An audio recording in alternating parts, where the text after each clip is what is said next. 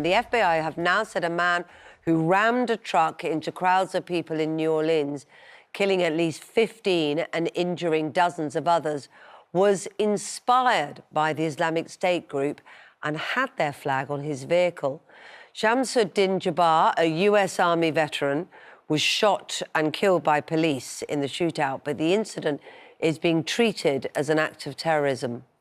Meanwhile, the authorities are investigating if there is any link with an explosion last night outside the Trump Hotel in Las Vegas. A Tesla Cybertruck filled with fuel canisters and firework mortars blew up, killing one person. James Goodison has the latest. We got a white car, and we have dozens of people that got hit by this car. The emergency service's immediate reaction to a New Year terror attack, which happened in the early hours of New Year's Day in the tourist French Quarter of New Orleans. Just after 3 o'clock in the morning, the white 4x4 swerved down a busy side street to avoid a police car.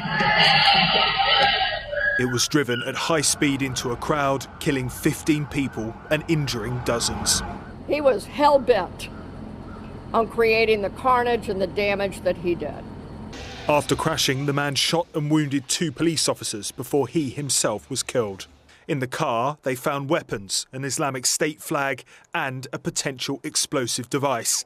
Several other such devices were found nearby, raising the prospect that the attacker did not act alone.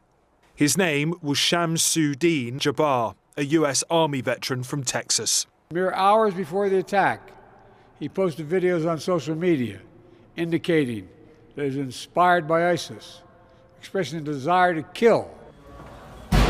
Just hours later in Las Vegas, a Tesla Cybertruck exploded outside one of Donald Trump's hotels. The person driving the car died and 7 people were injured. Footage showed the truck had fuel canisters and fireworks in the back. Officers are now investigating whether the 2 incidents are linked. Do I think it's a coincidence? I don't know. But what I can tell you is we're absolutely investigating any connectivity to what happened in New Orleans, as well as other attacks that have been occurring around the world. We're not ruling anything out yet. In New Orleans, many came to pay their respects at the scene. The FBI this morning said they're conducting search warrants both in the city and in other states. What should have been a night of celebration is now one of tragedy.